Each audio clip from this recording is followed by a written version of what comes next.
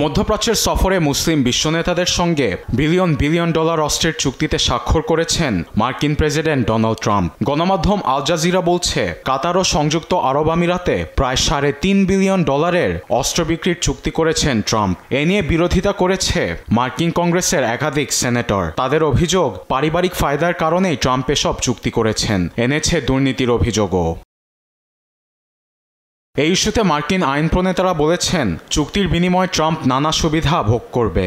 আমিরাতে বিনিয়োগ সংস্থা এক্ষেত্রে ক্রিপ্টোকারেন্সির স্টেবল কয়েন ব্যবহার করবে, যা ট্রাম্প পরিবার থেকে ইস্যু করা হয়। রিপাবলিকান নেতা মার্কিন মসনদে বসার পর নিশ্চয়ই ক্রিপ্টোকারেন্সির দ্বারা মিলিয়ন মিলিয়ন মার্কিন ডলার আয় করেছেন বলে এমনও অভিযোগ আছে। অস্ত্রের চুক্তি বাস্তবায়িত হলে ট্রাম্পের পকেটে কারি কারি অর্থ ঢুকবে বলে অভিযোগ করেছেন একাধিক মার্কিন আইন প্রণেতা। সেই জের ধরে অস্ত্র সরবরাহ বন্ধে বৃহস্পতিবার 2টি রেজলিউশন অফ ডিসঅ্যাপ্রুভাল অর্থাৎ অস্বীকৃতি প্রস্তাব জমা দিয়েছেন অনেকেই। ক্রিস মার্ফি, ক্রিস ভ্যান হলেন, ব্রায়ান স্ক্যাটস ও সেনেটর বার্নি স্যান্ডার্সের মতো জ্যেষ্ঠ নেতারা এ প্রস্তাবে স্বাক্ষর করেছেন।